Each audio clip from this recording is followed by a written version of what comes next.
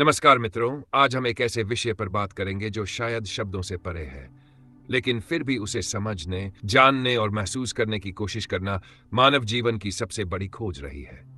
सवाल सीधा है, अंतिम शाश्वत सत्य क्या है? यह ना तो किसी धर्म का विषय है, ना किसी मत या विचारधारा का। यह सवाल तो एक जिज्ञासु मन का है जो पूछता है, मैं कौन हूं? यह जीवन क्या है? मृत्यु के पार क्या है? क्या इस सृष्टि के पीछे कोई अंतिम अपरिवर्तनीय स्थिर शाश्वत सत्य है? और अगर है तो क्या हम उसे जान सकते हैं? सत्य कई प्रकार के होते हैं। कुछ सत्य ऐसे होते हैं जो दिखाई देते हैं, जैसे सूरज उगता है, धरती गोल है, शरीर बीमार होता है, जीवन में दुख सुख आते जाते हैं। लेकिन क्या ये सब शाश्वत हैं? सत्य का पहला स्तर है बाहरी सत्य, जो इंद्रियों से जाना जा सकता है, जिसे देखा सुना छुआ जा सकता है।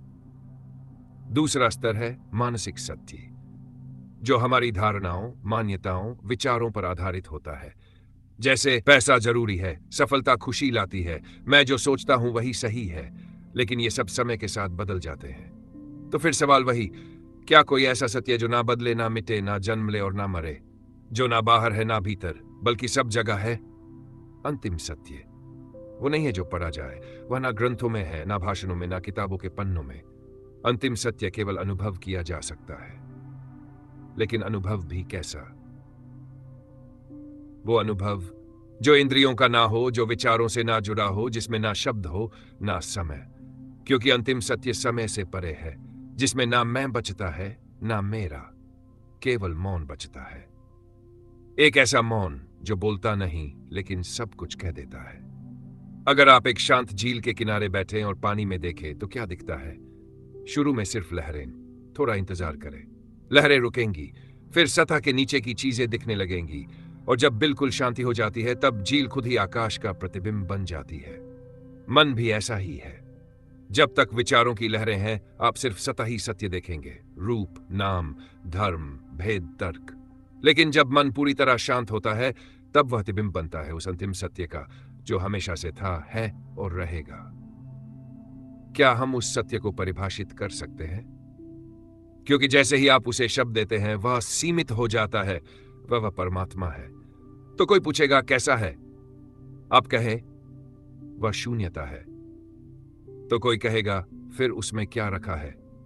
शब्द भ्रम पैदा करते हैं। इसलिए अंतिम सत्य को जानने के लिए शब्दों से परे जाना होता है। यह एक मौन की यात्रा है, यह एक गवाही की स्थिति है जहां आप सब कुछ देख रहे हैं। जैसे कोई व्यक्ति नदी के किनारे बैठा है, पानी बह रहा है लेकिन वह बह नहीं रहा। यही दृष्टा भाव है। और जब आप पूर्ण रूप से दृष्टा हो जाते हैं, तब एक दिन अचानक वो क्षण आता है जहां आप और सत्य अलग नहीं रहते। शरीर खत्म हो सकता है, स्मृतियां मिट सकती है, नाम, पहचान सब छूट सकती है, लेकिन जो बचा रहता है वो क्या है?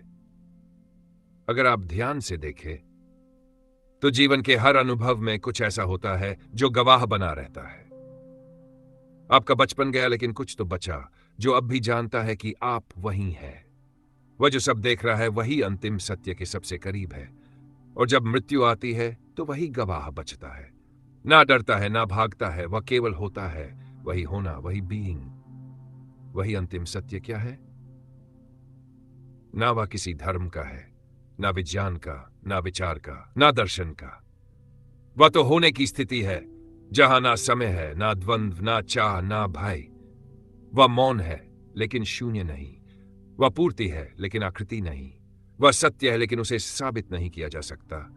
आप बस उसे जी सकते हैं। जब आप पूर्ण रूप से मौन होते हैं, पूर्ण रूप से उपस्थित होते हैं, उस क्षण आप और अंतिम सत्य अलग नहीं रहते।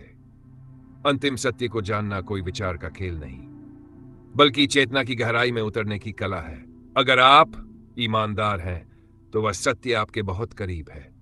वह अवस्था है, उसी अवस्था की ओर हम सब चल रहे हैं, धीरे धीरे, मौन में, उनके तर्क और उनके मौन के माध्यम से अंतिम शाश्वत सत्य को समझने की कोशिश करते हैं।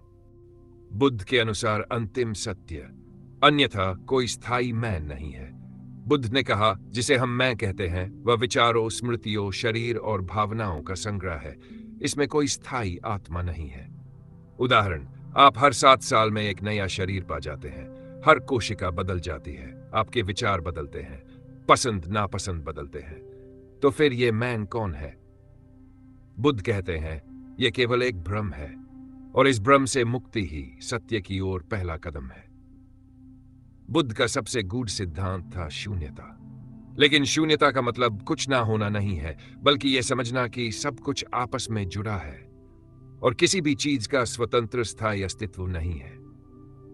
उदाहरण, एक फूल को देखिए। क्या यह फूल अकेले अस्तित्व में है?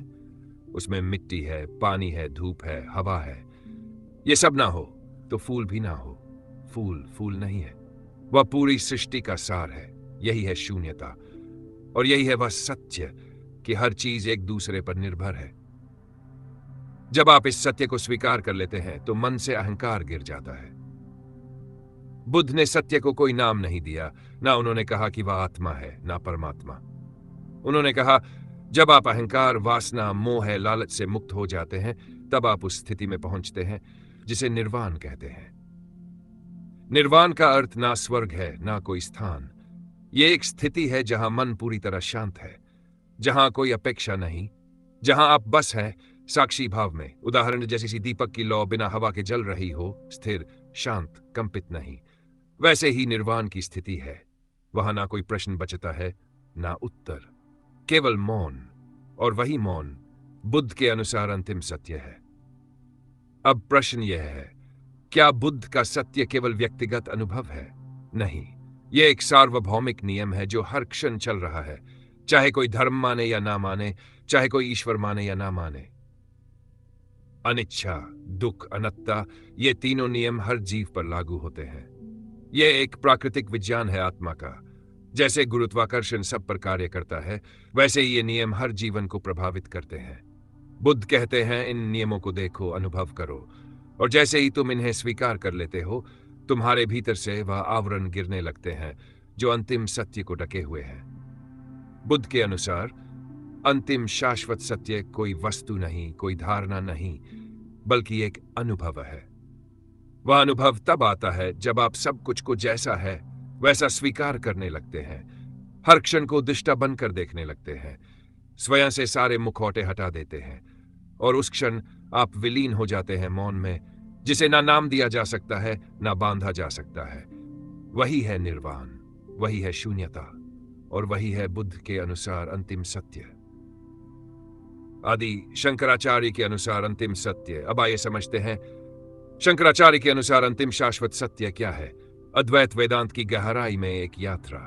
अद्वैत वेदांत इस दर्शन के प्रवर्तक थे आदि, और उन्होंने एक ही बात को हर ग्रंथ, भाष्य और उपदेश में दोहराया, जगन्मिथ बगन मिथ्या, जीवो ब्रह्मैव नापर।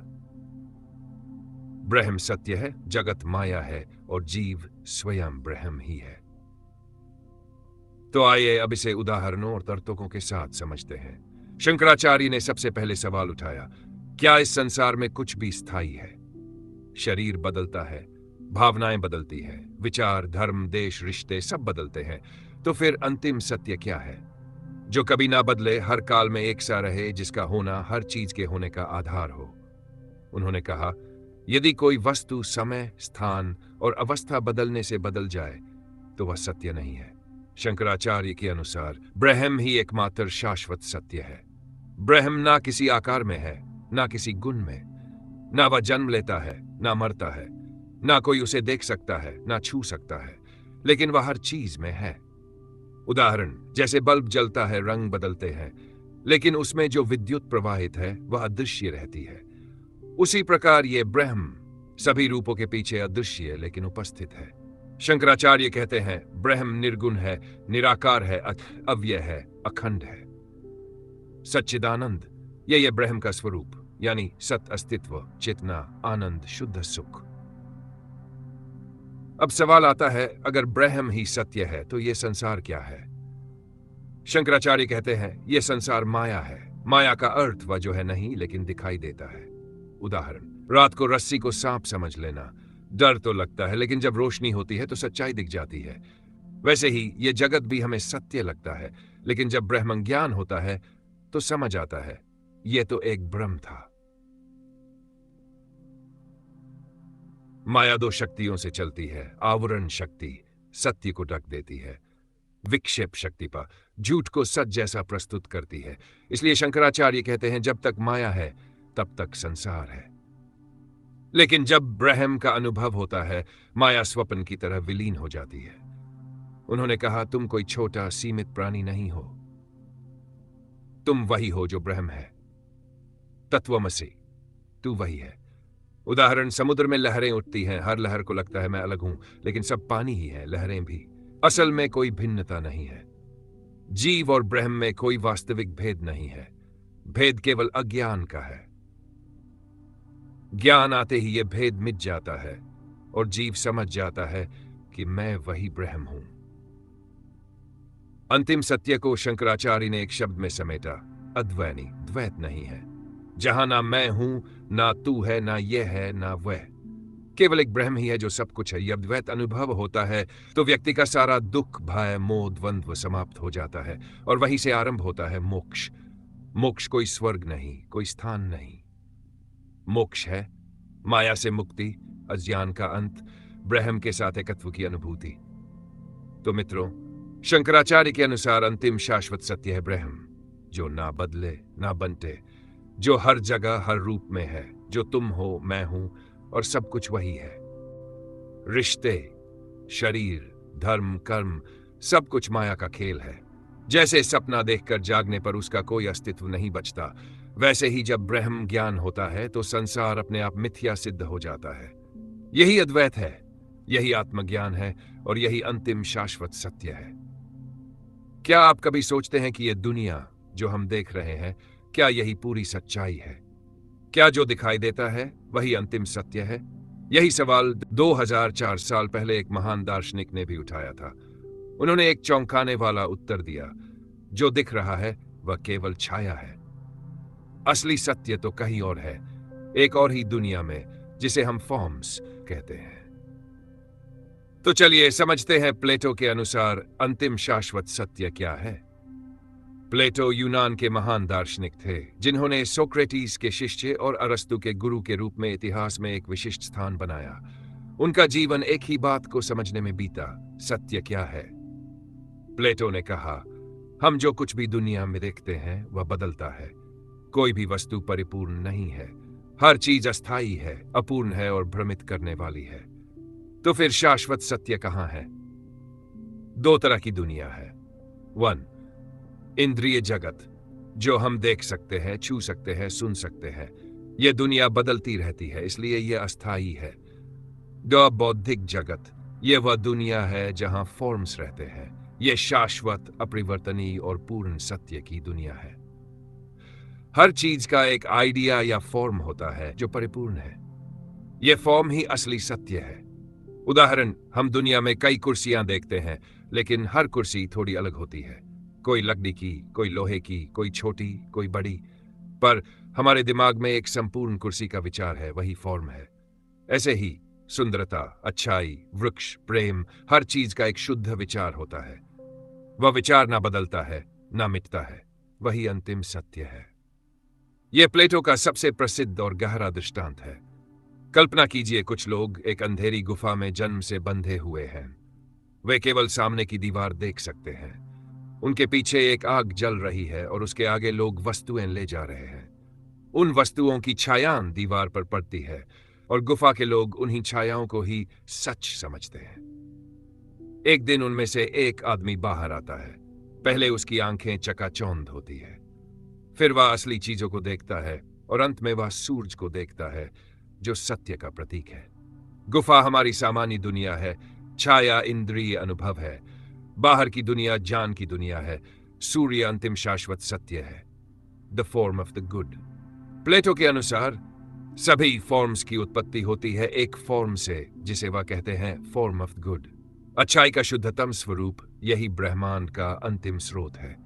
जैसे सूर्य प्रकाश देता है, जीवन देता है, लेकिन स्वयं को नहीं दिखाता, वैसे ही फॉर्म ऑफ द गुड हर चीज को अर्थ, अस्तित्व और पहचान देता है, लेकिन वह स्वयं इंद्रियों से पकड़ में नहीं आता।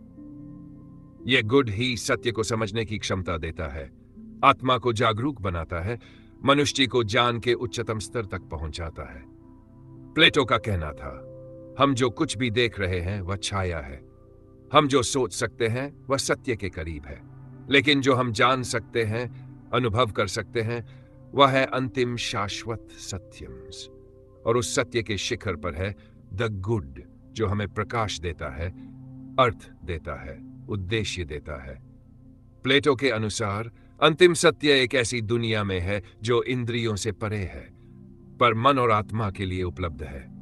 वह दुनिया स्थायी है, वहां कोई द्वंद्व नहीं है, वहां केवल ज्ञान, सौंदर्य और शुद्ध अच्छाई है। इस सत्य को केवल पढ़कर नहीं समझा जा सकता, इसके लिए भीतर झांकना पड़ता है, प्रश्न उठाने पड़ते हैं और अंततः गुफा से बाहर निकलना पड़ता है। अगर आपने कभी यह महसूस किया हो कि यह दुनिया अधूरी है, भ्रमित है, तो शायद आपके भीतर का प्लेटो आपको बाहर की सत्य की दुनिया दिखाना चाहता है। हम जिस सत्य को खोज रहे हैं वह ना अनुभव में है, ना कल्पना में, बल्कि वह है विवेक, नैतिकता और सीमाओं की समझ में। यह विचार था इमैनुअल कांट का। तो आइए समझते हैं कांट के अनुसार अंतिम सत्य क्या है और क्यों वह कहते हैं कि अंतिम सत्य को जानने से पहले हमें यह जानना होगा कि हम कुछ जान सकते भी हैं या नहीं। 18वीं सदी के जर्मन दार्शनिक थे जिन्होंने रैशनलिज्म और एम्पिरिज्म दोनों के बीच की खाई को पाटने की कोशिश की और कहा, हमारे ज्ञान की एक सीमा है और हमें उसी सीमा के भीतर सत्य को खोजना है। उन्होंने अपनी सबसे प्रसिद्ध पुस्तक में यह सवाल उठाया, व्हाट कैन आई नो? और इसके पीछे था उनका सबसे बड़ा सवाल, हम अंतिम सत्य को जान सकते हैं। कांट के अनुसार हमारे अनुभव दो हिस्सों से मिलकर बनते हैं। वन, फिनोमिनोन, प्रतीत जगत, जो हम देख, सुन, छू सकते हैं। यह इंद्रियों से अनुभव होने वाला संसार है, लेकिन यह हमारे मन के फिल्टर से होकर गुजरता है, इसलिए यह 100% सत्य नहीं हो सकता। डू, न्यूमिनोन, स्वतंत्र सत्य या दंगनसिच, वह जो वास्तव में है लेकिन हम उसे सीधे जान नहीं सकते। यह अंतिम सत्य है, लेकिन वह हमारे बोध से परे है। कांट ने बताया, हम जो कुछ भी जानते हैं वह दो चीजों पर आधारित है, संवेदनाएं, डाटा, मन की संरचना। उदाहरण, जैसे चश्मा लगाने पर रंग थोड़ा बदल जाता है, वैसे ही हमारा मन भी दुनिया को अपने ढंग से देखता है। इसलिए कांट ने कहा, हम सत्य की आभासी छवि देखते हैं, सत्य स्वयं को नहीं। तो क्या हम कभी अंतिम सत्य को जान सकते हैं? उत्तर, नहीं पूर्णतः, लेकिन हम नैतिकता के माध्यम से उसका आभास पा सकते हैं। कांट ने कहा, सत्य की पूर्ण जानकारी असंभव है, लेकिन हमारे भीतर एक नैतिक चेतना है और वही है अंतिम सत्य की छाया, and the moral law within me. नैतिकता हमारे भीतर की वह शक्ति है जो हमें बताती है कि क्या सही है, क्या गलत, बिना किसी स्वार्थ के, और यही नैतिक विवेक हमें ट्रांसेंडेंटल ट्रुथ की ओर ले जाता है, जो सत्य की उच्चतम अनुभूति है। कांट ने अंतिम सत्य की ओर एक दिशा दिखाई जिसे उन्होंने कहा कैटेगोरिकल इंपेरेटिव, यानी ऐसा नियम जिसे हर परिस्थिति में लागू किया जा सके। Act only according to that maxim, whereby you can at the same time will that it should become a universal law. उदाहरण के लिए, यदि आप चाहते हैं कि झूठ बोलना सबके लिए सही हो, तो सोचिए, क्या आप ऐसी दुनिया में रहना चाहेंगे? अगर नहीं, तो झूठ बोलना नैतिक नहीं है, और नैतिकता से हटना सत्य से हटना है। कांट के अनुसार सत्य केवल बौद्धिक ज्ञान से नहीं, बल्कि नैतिक विवेक से प्राप्त होता है। अंतिम सत्य कोई वस्तु नहीं है जिसे आप पकड़ सकें, छू सके या नाप सके। यह एक सीमाओं की समझ है, एक नैतिक विवेक है, एक अंतर्मन की आंतरिक आवाज।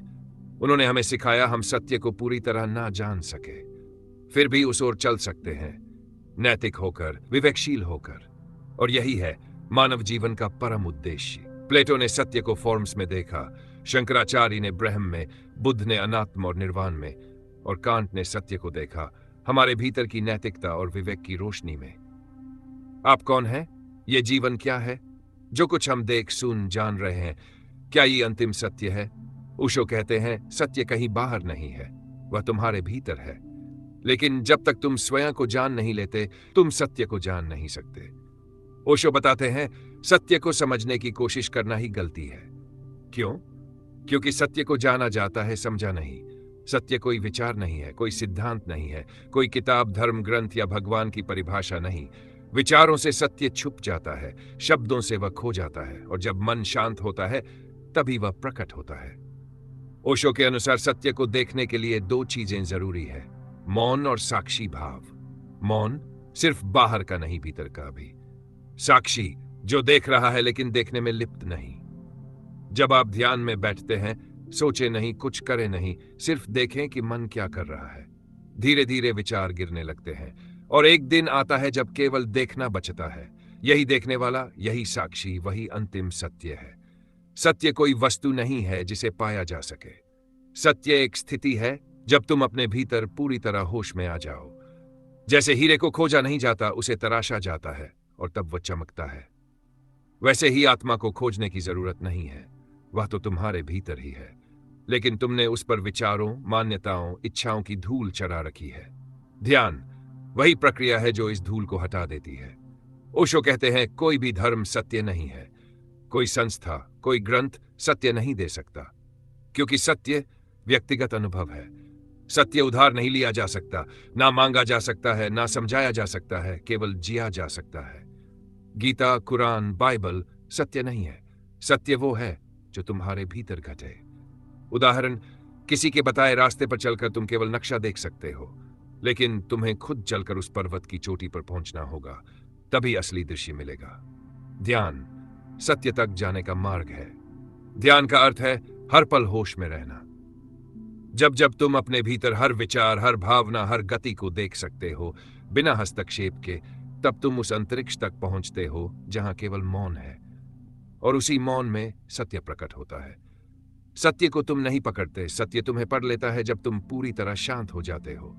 ओशो के अनुसार अंतिम सत्य कोई विचार नहीं है, वह कोई ईश्वर, कोई शब्द, कोई लक्ष्य नहीं है। अंतिम सत्य होश, मौन और साक्षी की अवस्था में घटित होने वाला एक भीतर का विस्फोट है।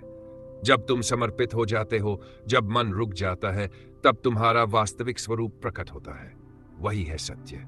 सत्य कोई चीज नहीं, वह तुम स्वयं हो। लेकिन तब जब तुम नहीं रह जाते। मैं तुम्हें कोई धर्म नहीं दे रहा, मैं तुम्हें केवल एक दर्पण दे रहा हूं जिसमें तुम स्वयं को देख सको, और जब तुमने स्वयं को देखा तब तुमने सत्य को देखा। अब आते हैं जिद्दू कृष्णमूर्ति के अनुसार अंतिम सत्य क्या है। एक ऐसे दार्शनिक जो ना किसी धर्म से जुड़े, ना किसी संस्था से, जिन्होंने कहा सत्य कोई विचार नहीं है, ना वह समय में है, ना शब्दों में। सत्य तो वही है जो अभी है, इस क्षण है। थियोसॉफिकल सोसाइटी ने उन्हें विश्व गुरु घोषित कर दिया था, पर उन्होंने स्वयं उस संस्था को तोड़ दिया। उन्होंने कहा सत्य किसी रास्ते से नहीं आता, कोई पथ नहीं है। उन्होंने उनके दर्शन की जड़ है, देखो लेकिन सोचो मत, क्योंकि वह कहते हैं थिंकिंग इज ओल्ड, और सत्य कभी पुराना नहीं होता, वह नया है, जीवंत है, अभी का अनुभव है। जब हम किसी वस्तु को देखते हैं तो हम उसका नाम, पहचान, स्मृति ले आते हैं। यह स्मृति अतीत है, और अतीत कभी सत्य नहीं हो सकता। उदाहरण, एक पेड़ को देखे बिना यह कहे कि यह आम का पेड़ है, तब आप उसे पहली बार देख रहे हैं, और वही पहली बार देखना सत्य के द्वार खोलता है। कृष्णमूर्ति कहते हैं सोचना समय है और समय दुख है। जहां समय है वहां सत्य नहीं हो सकता। सत्य तभी घटता है जब समय रुकता है, जब आप अब मैं जीते हैं। Observation without time and without the observer is the beginning of truth. Krishnamurti के अनुसार मुक्ति का अर्थ है हर तरह की कंडीशनिंग से आजादी, धर्म की, समाज की, विचारों की कंडीशनिंग से। जब आप मन से बाहर निकलते हैं तभी आप पहली बार जीवित होते हैं। वही जीवित कृष्ण अंतिम सत्य का अनुभव है। When the me ends, then that which is sacred comes into being.